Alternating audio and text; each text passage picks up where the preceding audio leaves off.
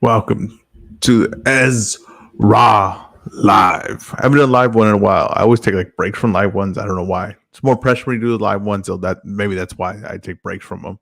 I do have the in the comment section. I did tweet it out. Also, there's a link if you're trying to join. Have the conversation. We're going to talk Ryan Garcia. We're going to talk Tank. We're going to talk whether belts matter. Make sure this mic's working before I start talking all crazy in here. We're gonna talk whether belts matter at all. We're gonna talk everything. We'll talk everything. We'll talk Tank and whether that's even possible being next. Which me personally, I don't think so. But there's people that that think otherwise. Hey, all right, Jesus, how's it going, sir? So that right there. See, there you go. Already getting going. Already good energy on this one. Already really good energy. Now, whether Tank and Garcia can happen next, I don't think that's possible. Now, people seem to think Golden Boy's kind of backed in a corner on this. They think because contractually, see, here we go. That's what I'm talking about. See, we've got Vivi on here, and every time Vivi tweets or says anything, I always think he's DAZN. I literally always think he's DAZN. I'm like, damn, that's a controversial take from DAZN, and then I realize it's Vivi. Let's see here. It's all right. Let's see here. It's all talk Ryan and versus Tank to get views and more popularity. That's not inaccurate. You know what I mean? That's not inaccurate what I'm going for here. But to be honest, right? I don't see this fight happening next. Like let's just take the steam out of this right now. It's not going to happen next. Okay, and I know people think that they have Golden Boy in the corner, that they have to make this fight, that they don't do this fight. It's almost like a breach of contract, right? To go, the Golden Boy's doing to Ryan, similar to, I guess, Canelo, but it's not really similar to the Canelo situation. The Canelo situation was they were putting Canelo on ice. DAZN was doing it, and Golden Boy didn't have the power to make the fights that they had promised DAZN they were going to do. It's not what's happening to Ryan. So what's happening to Ryan is that it's a network problem. That's what's happening to Ryan. There's a network that Golden Boy does business with, and the network that Gervonta wants to fight on. They don't want to share networks with DAZN. Well, they want a Showtime, and Golden Boy, it would make no business sense really for Golden Boy to hurt the business relationship they have, which they just signed a deal with, which is the only network that will work with them, and take it to Showtime. It just doesn't make any sense at all. It really doesn't. They're not going to do that, and they still have two opponents that are on their side of the street that they can make with Jojo Diaz and with Cepeda.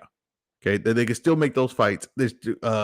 Ryan sells good no matter who the opponent is. It's not like Javier Fortuna brings in a lot of views or attendance and everything. He's doing that all on his own now, right? So he's generating money for them. They're not in a rush to really put him in a fight that's 50-50 right now.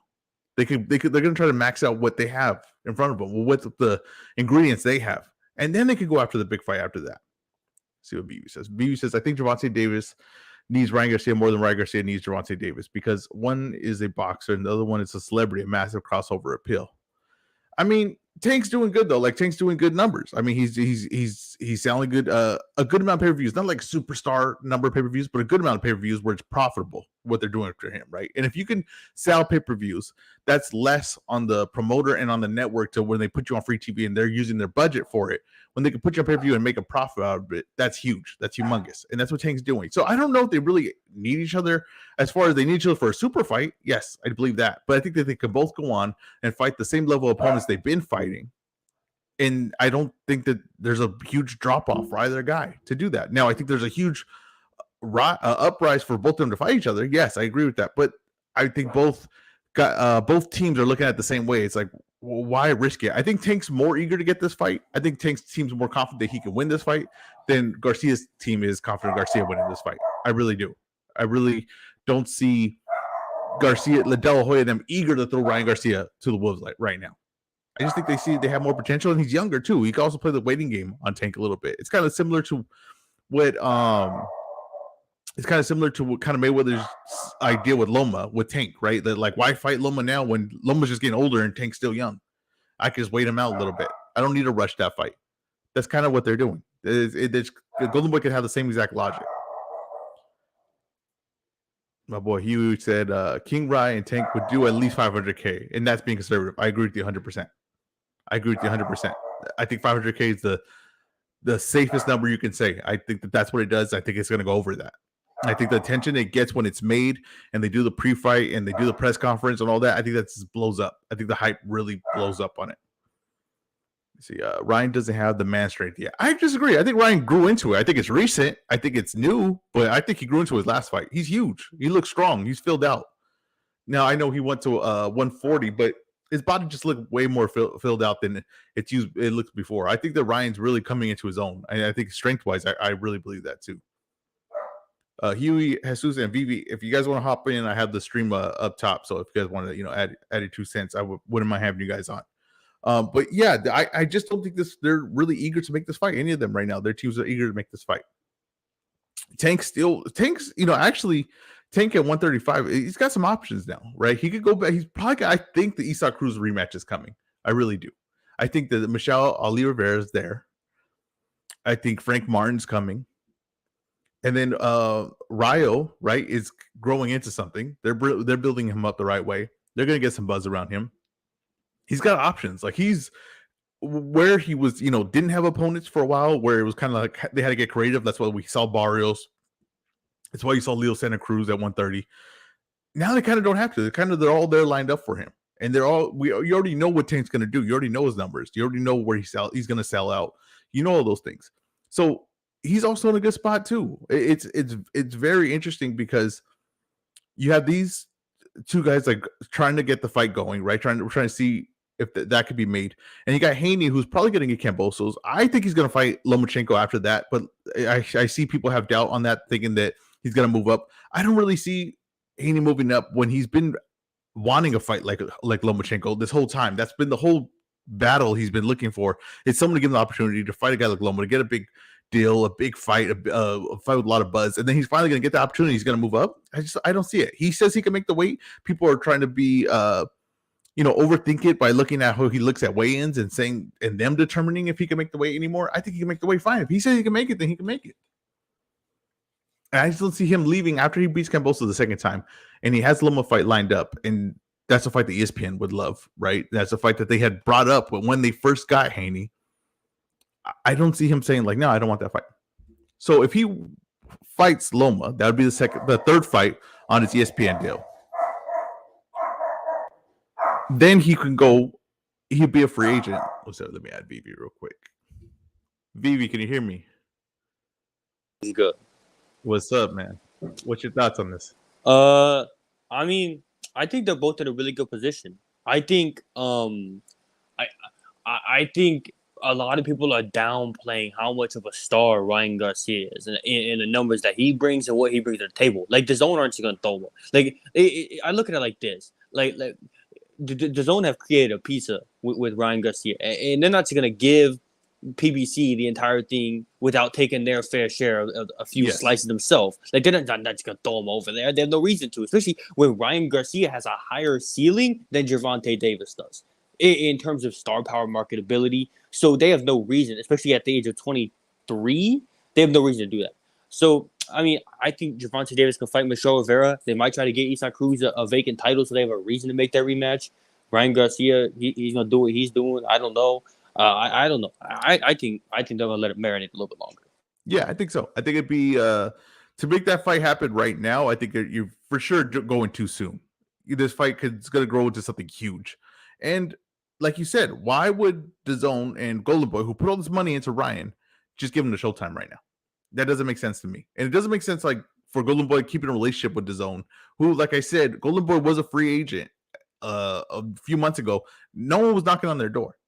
Okay, no one was knocking on the door. The only thing I seen them talking to was a Bally's network, which I've never even heard of. I couldn't tell you what channel that's on.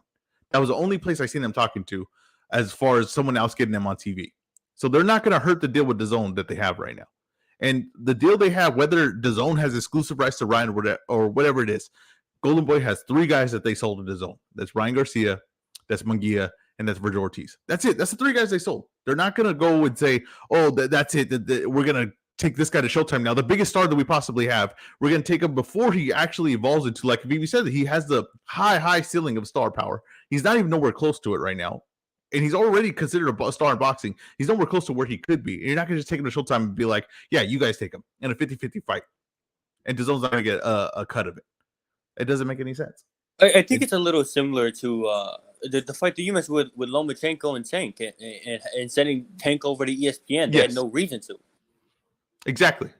They had no reason to set Tank over there, and they were right. If you look at it right, as far as star power and everything like that, they didn't need Loma. They didn't need Loma to get over the top. Now he's a bigger star than Loma. It's not. To me, it's not close as far as that. Now Tank can fight all these guys they have in front of them. They're going to generate good numbers. They're going to sell good pay per views. They're going to sell out, and they don't need anyone. They truly don't need anyone. Now, as far as a big mega fights, they're going to have to do something to get them over that next step in superstardom, right? I don't know what it is. I always thought it was Keith Thurman at 147. People think that's ridiculous, but I think that would really be a big fight. I think that would generate a lot of buzz, and that would get them over the top. Similar to me, Pacquiao versus De La Hoya. I really always thought that that's the fight they're looking for Tank. They're trying to see if they can get that within their side of the street. They got to get creative with that. Like I said, Devin Haney, after he fights Loma, when he'll be a free agent, he'll be able to, basically negotiate either a mega fight with Ryan Garcia or a mega fight with Tank Davis. He'll be in a really good spot if he could beat which I think he'll be Kambosos rematch, and beat Lomachenko, which I think is a tall order. What do you think about that fight, BB? Lomachenko versus Haney. I don't think that fight's happening. I don't think it's happening.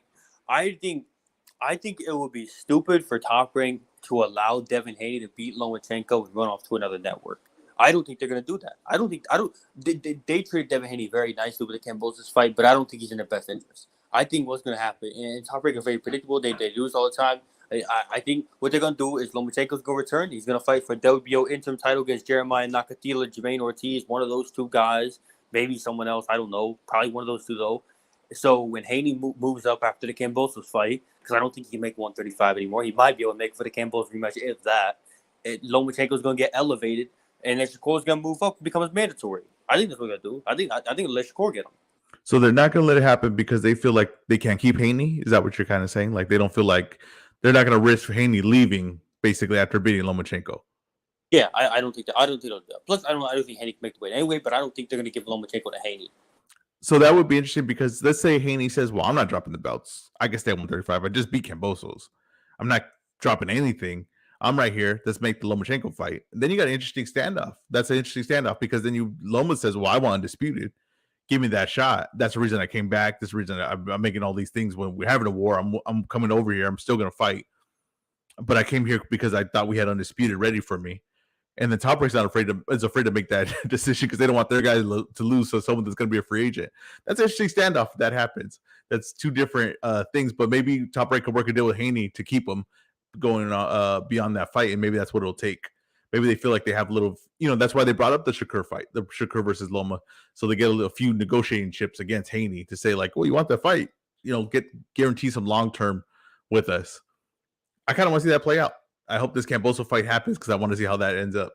I think Haney understands that he's the undisputed champion of the world, but he doesn't really have as much power as one would think here, especially at 135. Top Rank have pretty much all of the cards in their hands, especially with Haney moving up to 140 soon as well, the Lomachenko fight. So, I mean, I think, Haney's going to have to either move up or renegotiate a deal and restart with Top Rank. It's an interesting thing too, because I seen an interview with Bill Haney, and he called the Top Rank lawyers like on air. I think it was on the Boxing Voice, I want to say, and he was saying like how they pay for their sanctioning fees, right? They pay for all them to keep the belts when they fight. So I was thinking, well, why do that, right? I think there's a reason he's doing that is to show that they're undisputed, and ESPN and Top Rank want them to keep the belts, right? I think this is a little bit of a ploy to kind of force ESPN's hand of making that fight, to kind of show that like, hey, Haney doesn't want to drop these belts, and ESPN doesn't want him to drop these belts. They like him with the belts. I think that's really what it was. I think that's actually a smart move, and I think that you brought up something very interesting about Top Rank not wanting to let him leave, but I do think now there's little chess moves being made, and I think Bill Haney's pretty sharp with stuff like this, and I'm curious to see how that plays out. I do want to know, maybe, your opinion on the belt discussion. I don't know, you probably see it on Twitter and everything. The belt discussion of, do belts make stars? Do stars need belts? You see Ryan Garcia saying the belts don't matter anymore. What's your opinion on that? I think it depends. Like belts do not matter for someone like Canelo or Anthony Joshua or Deontay Wilder, kind of those people that have really exceeded past the stardom. I think you have someone like the belts are obviously really crucial for someone that doesn't really draw, someone that's unknown, like even like Demetrius Andrade. Demetrius Andrade needs a belt, or Yes. even you go a little bit higher to that, someone that's like just a star. I would say someone like I don't know who'd be a good example of this. I think Zerto needs a belt. Zerto's no example. Yes. Zerto does decent. Yes. Jason, his last fight did 100,000. He's fighting nobody's no belt. Like he needs a belt. So belts definitely do matter.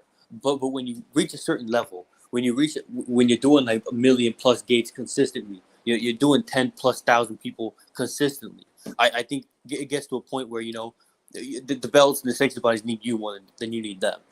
Exactly. And belts matter. They're tools. That's what a belt is. A belt is honestly the system of belts, and the system we have rankings is so fame doesn't overpower competition. That's the way I see it.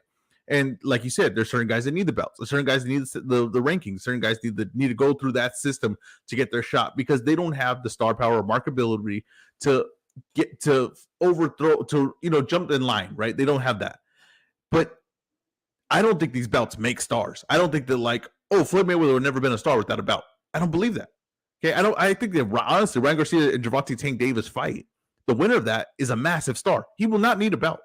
And he could really screw up the whole system if he says, I'm never going to fight for a belt. And he could say say there's a guy and he has a belt and he says, well, drop the belt. I'll fight you. Drop the belt. I don't want that. I don't want to pay sanctioning fees. I don't want them even in on this. I want to do something completely different. He could really change the way we see boxing. A guy like Ryan Garcia and Tank Davis, if they just completely say, I don't want the belt, and they have continuous success, you change that. There will be no way to work your way to those guys, basically. There will be no way to work your way through them through the ranking system and all that. I think that would change boxing, and I think that that's very possible now. You got to think about all these sports change, and we don't think that they ever will, right? Like you think of basketball with the free agency and trades and all that. Before, you had to stay on one team. Like that's what you did. You stood on a team. You tried to win a championship there. Now everyone's on a different team every year.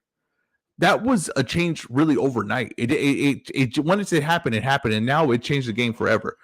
This could really change boxing forever. If these stars start saying, I don't know why the hell we're doing this belt system. I don't know why the hell we keep caring about this. And you have social media now, so you don't even have the promotions that could control whether who's famous or who's not. And these guys could create their own fame by themselves. I mean, they could lose control of this, and it could change the whole way we see these things.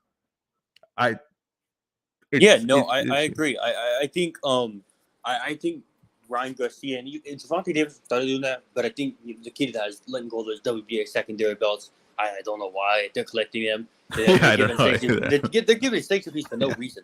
I don't get that either. I don't get it at all. I think I saw the Floyd argument. I know someone was in that. It might have been you. Floyd fought on pay-per-view before the Oscar fight, and he was a pound for pound star, top 3, top 5, whatever he was. And he wasn't doing great numbers. He fights Oscar, $2 million pay-per-view, and he's a superstar. It's not hard to see. I don't know why people act like it's hard to see. It's not hard to see. I don't get it. I don't get why we do that confusion. Like, oh no, it was all these other things. No, he fought De La Hoya. They did the 24/7. That was huge. It blew up. It literally blew up. But it took fighting De La Hoya to get him over to that next level. And then he fought another star in Ricky Hatton. Had nothing to do with the belts. It never has anything to do with belts. Like Canelo could never fight for a belt again. He's still gonna be the biggest star in boxing. That's what I said. I said he could drop the belts tomorrow. And someone was telling me like, oh, well, that's gonna affect his pay and everything like that. Why would it affect his pay? Why would the belts really legitimately affect his pay? Canelo doesn't get more money because of the belts. He has more money because he has these viewership. He just lost to Bivol. It didn't affect his belts at all. He just lost to Bivol. That didn't affect one belt. And people were saying his pay was going to drop. Why? He didn't lose a belt. So if your system is, if you think that the belts mean something to his pay, well, he didn't lose one when he lost to Bivol. But what did? His invincibility went down, right? These are all things that we determine in our mind. Right? They're not belts. They're not anything rankings. He didn't affect them in the 168 rankings. It didn't affect them at all. So I don't understand. Like people are talking about two sides of their mouth. The belts don't matter in LA. I promise you. He could drop them all. He did the 168 undisputed thing because he had to create a storyline. And I think also he's looking at towards the end of his career. He wants to pile up all these accolades. That's why he went towards Bivol. That's why he was talking heavyweight. He was talking crazy because he's trying to see how many accolades could I get on my resume when this is all said and done. That's what he was doing. But I don't think that really he was thinking like, oh, I need these belts because I'm gonna go broke. They're not gonna pay me. No one's gonna have interest in me if I don't have these belts. Like I don't get why do we fall for this thing? Why do we fall for the sanctioning bodies tricking us like this? That's not the case. I mean, I think one really clear. Like, I think Canelo. Well, I mean, Canelo gets paid for his fucking star power anyway. He doesn't get paid for. It's not like Jose Ramirez, who is making multi-million-dollar to fight Josh Taylor and Victor Postal, Yeah. and then made less than $1 million to fight Pedraza after he lost his belt. Canelo's going to get paid more to fight Gennady Golovkin than he did Bivol. Anthony Joshua got paid twice as much to fight Andy Ruiz in a rematch than he did any other fight. Like, to people like that, the belts do not matter. They do not have to fight for belts. And I think it's pretty obvious. Like, Ryan Garcia and Gervonta Davis, in my opinion, the biggest fight in boxing between two Americans, and there won't be a belt on the line. Yeah, and the winner of that's going to have all this power.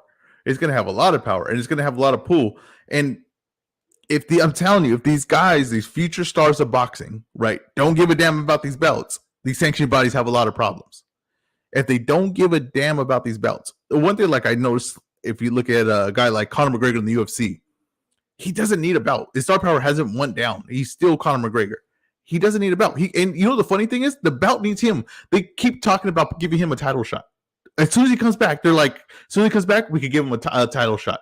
That shows you who's really in charge here with the power of what the belt or this. And people say, oh, the belts, all these famous guys you're talking about, they had a belt. Why? Because the belt finds them. Because if you're the best guy in the world, right, you're constantly be finding the top guys. Oh, the top guys are going to have a belt. So yes, a belt will be interfered, but that's mostly because the belt is finding its way to the guy. It's not the guy finding his way to the belt. That's going to happen until these guys say, no, I don't want that. I don't know why the hell we need to get the belts involved. These ranking systems involved. And the ranking systems are getting more and more crooked as the day goes on. So they're getting more and more exposed as the day goes on. Why would they keep doing it? Why would we keep doing this system? Right, I agree. Like the whole moniker of being the champion of the world doesn't mean as much as it once meant. It means a lot to certain fighters. Devin Haney being the champion of the world helps him out tremendously. But you look at lightweight, Devin Haney's the champion of the world, and 90% of people don't even think he's the best fighter in that division. You ask someone who's the best lightweight, they're gonna say Gervonta Davis. They're gonna say Vasily Lomachenko. Being the champion of the world doesn't matter anymore. Like as much, well, it does matter, but it doesn't matter even half as much as it used to. Yeah, and also too, it's like, and I understand we come from a system where belts we come from an era, I guess, where belts mattered, but not really, right? Because if you talk about a guy like Sugar Ray Leonard, you talk about that he beat Durant, you talk about that he beat Hearns, you talk about that he beat Hagler. You don't really ever bring out the belts that he won when he did that. You kind of talk about that he beat these names, and at the end of your career, it's kind of all about the names you beat. Okay, there's a lot of guys that won a lot of titles, and look at Broner, right? Broner has multiple world titles, but I don't think anyone holds them to the level of certain guys that probably don't have the all these divisions, the world titles that he won, but they beat solid names. It's all going to matter to the names at the end of the day. And I don't think this is Haney being undisputed. Is that going to hold up that he beat Kambosos?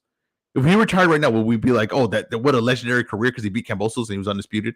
No, it's not. It's not. We can play make believe about it, but there's just no point. There's no point playing make believe about it. We have the guys. We know the top guys in the weight class. Those guys should fight each other, and whether there's a belt involved or not, whoever comes out of that is the best guy lightweight in the world. And I don't think that's too complicated. Let's not overcomplicate things.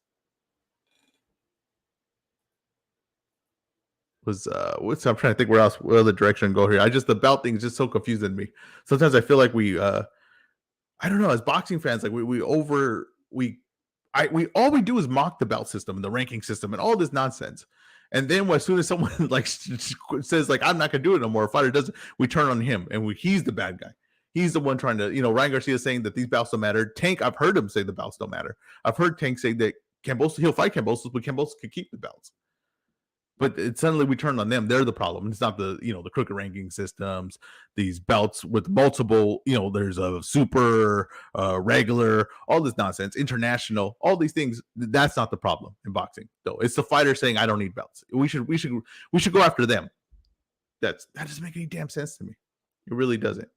Yeah, I mean, especially because like we kind of know who the best fighters are. I think Marvin Hagler versus John Mugabe, there wasn't a single belt on the line. It was still a great fight. Like belts do not matter. Like, people want to see Ryan Garcia and Gervonta Davis. Gervonta Davis hasn't been a champion since 2020. Ryan Garcia has never been a champion. Like we know who the best fighters are. You can't, especially with someone like Kambosos, who is just like a tick over champion. It might seem disrespectful. He is. Like Like so, yeah, I think it'll be more significant to beat Ryan Garcia, who's never been a champion, than George Campbell's, who the unified champion of the world. Like, we know who the best fighters are. The belt thing confused me. You don't need belts. How high are you on Kambosos? Because I'm not high on him at all. So are you high on him? I thought he beat Lee Selby 9-3. I thought that was a good win. And then Okay. obviously Teofimo Lopez, he looked okay in that fight, but like he has no special effects. No, he He's doesn't. really basic. Like you know he's good. Devin Haney beat him with a jab. Devin Haney didn't show any wrinkles in his game because he didn't have to. Yeah, Campos couldn't do anything. Like I don't think he beats any of my top 5 lightweights. Campos, he's not no, like so. Yeah, I don't think that. I don't think so either. I honestly, I think that him and Javier Fortuna would have a good fight. That's me personally. I know that people were saying that Javier Fortuna didn't show up against Ryan Garcia. I kind of in the belief that Ryan Garcia didn't allow him to show up. That's my personal thought. I know that he came in at 140 pounds, but I thought the really what the most what it seems to happen in these Ryan Garcia fights is when they see the level of speed and power and the talent this guy has. I think people kind of go shell shock a little bit. I think they're kind of like, I'm a little weary to jump in on him. And I've seen that I saw that some in the to go fight. I was like, he was in survival mode from the beginning. As soon as he got dropped, he like complete survival mode in the fight. And then I wanted to see if that happened to Fortuna, and it seemed to happen right away. So I'm like, it kind of, these performances are starting to add up. And so I think that Fortuna, I know that people are down on him because of how he looked in that, but I think that's more what Ryan Garcia did than how Fortuna showed up. What do you think? I think eventually we have to give Ryan Garcia his due credit because Luke Campbell said it himself when he dropped Ryan Garcia, he knew not to go in in risk anything because he knew Ryan Garcia was dangerous. So when he got hit by Ryan Garcia, he knew to be really cautious and be wary to engage, and he said this himself. So that's 3 straight fights now in Fonseca. What happened to him. Eventually it racks up, and Ryan Garcia deserves his credit for being so physically strong and quick and pretty much like putting fear into his opponents. Yeah, I that's what I'm seeing. That's what I'm seeing, and I did think that he was definitely more composed and more skilled in that fight. I thought so. I thought he was the distance like he kept was very good. I thought it allowed him to be better defensively because he was actually seeing the distance and everything he was doing, and allowed him to. The thing with distance too is like people don't realize like it's not only like you can pick a shot so the guys don't walk into stuff. You actually have more time to react as well. When you're on the inside like that, sometimes you can't react the way you as fast as maybe some other guys are more skilled at it. But when he had allowed the distance and the guy had to really jump in on him, if he's not even like, he's not a high level defensive fighter, but it makes him better because he has more time to react. And that's what I saw. I saw a lot of good things that really headed in a positive direction. I don't know if I throw him straight to a Tank fight. I don't think I do that. Yeah, I still favor Tank in that fight. You favor Tank in that fight? I mean, I think it's closer than a lot of people, but you have to favor Tank. Yeah, I favor Tank. I do think it's getting closer though. I do. And you see Tank get hit. I think that's Tank's kind of style though, is like he really believes in what he's doing. So he's just kind of waiting for that opening. And guys have caught him because he's so like believes in his timing that he will get caught a little bit early. And it seems like that's been like a common trend in his fights. And I think a lot of guys get a lot of credit. Like you see Barrios, you see Isaac Cruz, and you see now Rolly Romero, like where they have a little success early, and it's like, okay, well, that guy was probably better than we thought. But I think that's kind of the way Tank fights. He's going to make guys look better early, and then once he figures you out and figures out your timing, you basically your days are numbered. It feels like you in that fight. I agree with that. I've always thought that Barrios, Cruz, like I think they got way too much credit for what they did in that fight. That was more of what Gervonta didn't do.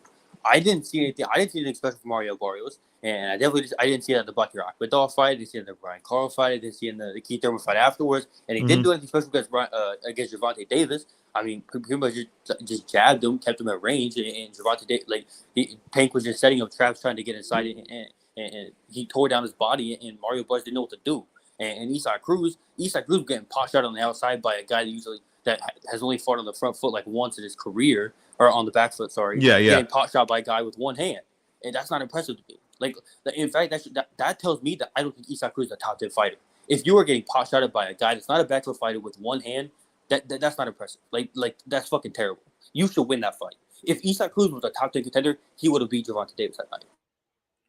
I agree with you 100%. I didn't walk away from that being like, oh, Isak Cruz is going to be a world beater at the end of this fight. I didn't walk away from that at all. I actually, and people saying like, oh, that was a close fight. I mean, it was competitive at parts, I guess, but I thought Tank won clearly. I was never in the camp where like, oh, that was a close fight. He could have, Isak Cruz could have took the decision there. I never thought that ever. I was like, no, it was just he had moments early, but it was more like, he had little moments that you could get your hopes up. You didn't expect him to perform the way he did, and those little moments will really stand out to you when someone overperforms what you thought they're gonna do. And that's what I felt like that fight was. It was just people just like, oh, he did a lot better than what I thought, but I didn't think he was close to winning the fight. I didn't think it was close to winning the fight. And like I said, I just think the trends over time kind of tell you what a guy is. And Tank's kind of guy that'll give you the first few rounds, and then once he figures you out and gets the timing down, he starts putting it on you. And that's what I've seen from every other fight, basically every fight that he's had, like recently. And I even think I saw a little bit of the Leo Santa Cruz fight. Leo Santa Cruz had some success in it. It was competitive until it wasn't. And that's how Tank's going to fight. Yeah. Tank seems to really catch on to repetition really quickly, and that's what really cost Leo Santa Cruz. He kept on that right hand, and I thought he was winning that fight, or is at least even. Leo Santa it was Cruz close. doing a good job watching him. Yeah. But Tank noticed trends, and he does that with every single fighter. And Leo Santa Cruz got too greedy, and he got caught for it. And that's kind of the issue with Gervonta. You can't make a mistake against him, and that's what cost a lot of these fighters. That's probably what will cost Ryan Garcia too. Yes, exactly. That's why I pick up right now. I'm leaning towards Tank in that fight because I don't think he's defensively a great fighter, Tank, but I think it's mostly because he believes his offense so much. And I think that Ryan, who's getting better defensively, but I think Tank will catch the mistake that Ryan is making faster than Ryan will catch his mistake. And I think that once Tank catches him with that, it's really whoever can land the cleanest first. And I think Tank will be that guy to land the cleanest first. Yeah, go ahead. I think Ryan still has to tighten up. Like he has some bad habits. He's still a little flat-footed. He leaves his chin hanging like over his feet and shit like that. Sometimes there's still some issues he needs to clean up. Supposed to be Tank, but yeah, he's getting much better. I like what I've seen against him, even in the Tago fight. People like he looked bad.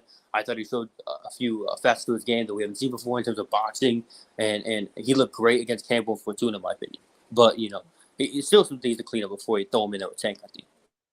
I had a conversation on Twitter today about so we were comparing Andrade versus Janabek versus Frank Martin versus Tank Davis. So we're saying someone was saying that I don't know if did you see this tweet? I did see that tweet. I thought it was stupid because I don't think Frank Martin's better than Janabek. Okay, so but I think even we could argue that, and if I say Janabek's better than Frank Martin, people are gonna just think that I'm basically trolling. But I don't think that it's comparable because I think Gervonta Tank Davis is a lot better than Andre. Now, what is your opinion on that? I mean, Andre's old. I think that's part of it. He's very physically slowed down. He's not as quick. His reflexes aren't as good as they once were. But Andre's also a little bit one dimensional. Now, I'm not saying he can't fight on the front foot, but when he does, he's much sloppier with his work. And I think Gervonta Davis is all around a much more complete fighter than Demetrius Andrews, especially at this point. So yeah, So yeah, what I think happens is you get a guy that's defensive. He has a defensive mentality. He has some defensive skills. I think you start to rate that guy higher than other fighters, and you see that Tank gets hit a little bit, and you kind of think you start diminishing him a little bit. Defensively, he's not all there. Tank could do a lot more than what Demetrius Andre can do, and he's better. He has elite power, he has elite speed. To me, he has elite timing, and to me, he has elite balance. Now, those are four major things to me when I'm looking at a fighter, how high level he is. So you can tell just from those things that I'm really high on Tank Davis. I'm really high. I think that if everybody fought 135, he will come out the winner. I think Andre is good. He's a skilled fighter. He's defensively very capable. Has some good tricks. I don't think offensively he's that great. I think that even his countering diminishes as the fight goes on because it's very wide. And he has to put a lot of stuff into it to really generate the power that he wants to generate. He can't fight coming forward. He can't create offense. That's a big problem of his. And I just think that all around he's just a way more limited fighter than Tank. But because he's defensively minded, we assume that he's a high level fighter. We assume that he's one of the higher level fighters. Like, oh, you see how defensively minded he is, how defensively skilled he is. You see some of the highlights he does, and you overrate him because of that. But really, Tank is the more, like you said perfectly, a more well-rounded fighter. I think another example of that would be and this is a much lesser example because he's definitely skilled, is Regendow. He's a defensive wizard, but when you get him on the front foot, he doesn't know what to do. He's tangling his feet up. He can't create offense, and he's lost. And Andrew's similar, and someone that can really force him to do that is going to beat him 9 times out of 10. With Gervonta Davis, I think the book's still out because he's shown against numerous guys that he can really do a lot of things. Exactly. So I want to. What's your opinion on this whole Andre situation, fighting Janibek or trying to get this fight with Eubanks? Where I don't know, he sends out this video where he's like clearly drunk in it. It seems like. I mean, he's learned words and everything. I don't know. I don't even know why this video was sent out, but he's trying to fight Eubanks. He's not trying to fight Janibek. I understand because Janibek's a tough fight. Probably not going to get a big payday for it. But that's on ESPN. I see that argument too. It's like it's on ESPN, so at least this will create more opportunities for you. What's your opinion on that? I thought the video was really silly. I don't know who put it out, why they put it out. I would say Janibek fight makes sense if he doesn't fight Zach Parker because he needs a belt, and he's not gonna have his belt if he fights Chris Eubank. I don't think it's a big fight. I don't even think that fight's realistic because of the promotional issues, and Chris Eubanks fighting Conor Benn anyway, or at least in negotiations too. His whole situation is really weird. He shouldn't sign with Salita. I don't think he should. Like, if he fights Janibek, I look at it like this: he fights Janibek, he beats Janibek. You beat a top 5 middleweight. You beat your man, so it's one of your best wins, if not your best win. And Charlo's going to look at that. Top Rank's going to look at that. PBC's going to look at that. Exactly. They'll be like, he's still a good fighter. He's still a wanted commodity because they're going to look at his numbers on ESPN. He fights against Chris Eubank. That does nothing for him. Exactly. I 100% agree with you. I don't think Andrade's always looked at his long term of his career. I think he's kind of more of a fight to fight type guy. Not saying that's wrong. He's got some good paydays, I believe, from fighting, to me, not the best competition. And I think that as far as business wise, in that sense, I think that there's been some good moves. Now, I think that people will say that he could have made moves that would have, if he would have thought more long term, he would have got some massive paydays or would have been in the right position for some massive fights. That's just not the way he sees it. He sees it as like, what can I get now? What can I get next? He kind of sees like, honestly, like the way Progress kind of sees it. Progress is kind of have, to me, like a somewhat similar where like Progress will just take the easiest fight, which gives him the most amount of money for the easiest fight. And he seemed to be doing that, especially when he fought on Triller. He did a fight on PBC I don't know why PBC put him on there, because they put him on there. He fought basically a tune-up fight and then never was on their one of their shows again. But it seems like Andre just thinks, who's going to pay me $1 million right now? And whoever's going to pay him $1 million, that's what he's going to take. And that's what he's trying to get the Eubanks fight. I agree with you, but Eubanks is fighting Ben. I feel like that's a way bigger fight for Eubanks, and it's probably favors him in the size, definitely. I just think it's a way better opportunity for him and bigger payday, most likely.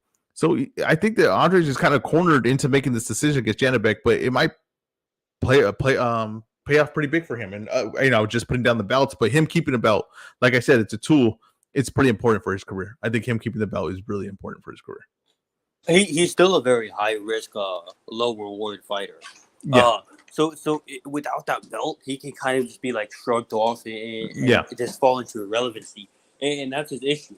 He doesn't have a significant weight. He doesn't have a significant promoter. He doesn't have anything like that. He has no one backing him. He has Paul Andre and Isan, the only two backing him. So I think I don't want to say a lot of Cruz. I don't think he should have signed with Rock Nation. I don't think he should have signed with Salita. I don't think he should have done a lot of things. But he's looking at a short-term bag. He's looking, because I believe his Salita fight's a 2-fight deal, and they probably got this representation, a lot of money, and now he's in a fucking terrible position. He burned a lot of bridges. Burned the bridge with Keith Connolly. Burned the bridge with Samson, PBC, all these dudes, and then they play the fucking victim, and then he's not gonna fight Janibek apparently, and then he's gonna complain about that too. It's like it's all his own doing, in my opinion. He doesn't think about the long term of his career and setting up himself as a boxer. He's only looking at what can I make now, and I don't know. Like he fights Eubank. I remember last year he was calling out Rosado too. He fights Eubank. I don't really care about. He was calling out Rosado too. Yeah, last year I Oh, believe okay. after the Quigley fight, he was saying he was going to fight Gabriel Rosado.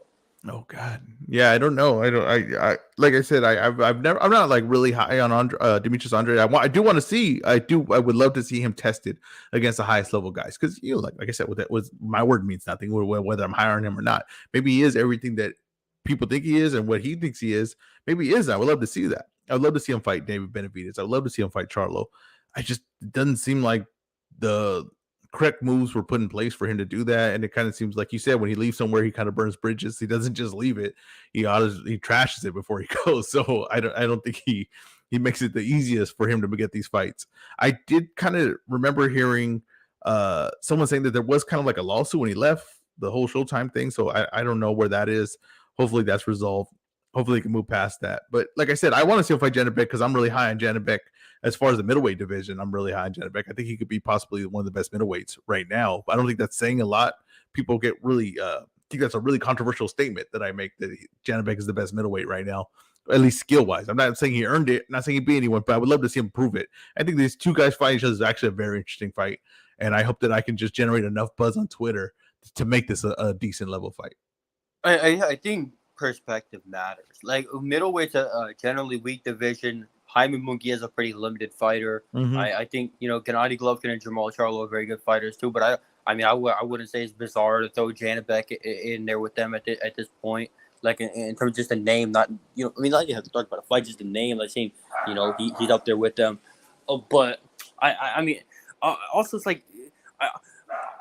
Janibek's a phenomenal fighter. Putting Andrew's resume into perspective, his best wins are Messi Selecki and Jack Hawkeye, maybe. So, like, Janibek's a top 3 win for him.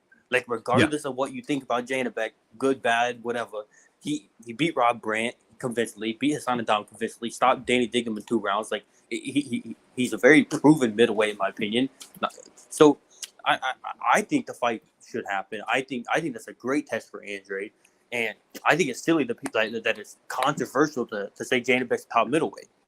I'm with you on that, and I think the fight's gonna happen. Honestly, I don't know where Andrade has anywhere else to go, and it seems like I don't know if this is like mastercraft by Bob Arum to like somehow he gets his guys the fights and works in a way where like these guys are trapped in a way to where they have to get fights. He's made some. Bob Arum's at 90 years old is still throwing 90. You know what I mean? Like he's still throwing he's throwing 100. He's not even throwing 90. He's throwing 100. He's throwing 100 because he somehow mastercrafts all these moves where Janibek has like no selling point at all. I'm basically his only fan.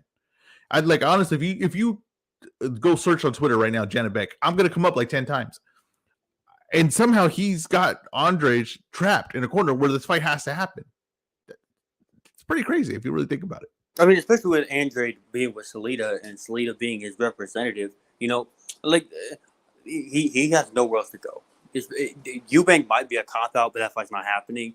So I mean, he's not fighting Charlo because Charlo's with Showtime. He's not fighting Golovkin. He's not fighting Munguia. He's not fighting Benavidez. Samson straight up told like he's not fighting any Samson fighter. So I mean, he really has nothing. Janibek's the best option for him anyway. You go to ESPN, go to Top Rank, get a main event slot, title shot. You're gonna get whatever many 100,000 viewers, probably maybe even 1 million viewers, depending on how popular Andrade is these days. So I don't know. I feel like it makes the most sense for Spirit to fight Janibek anyway. But yet he's kind of trapped. He has nowhere to go. He's got nowhere to go. It's the right decision, but it's it's not probably not one he would make regularly.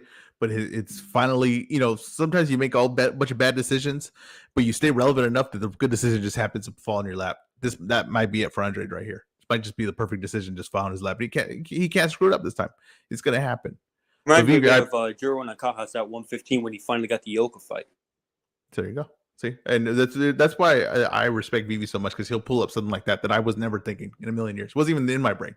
When he said that was the first time it ever in my brain, that example.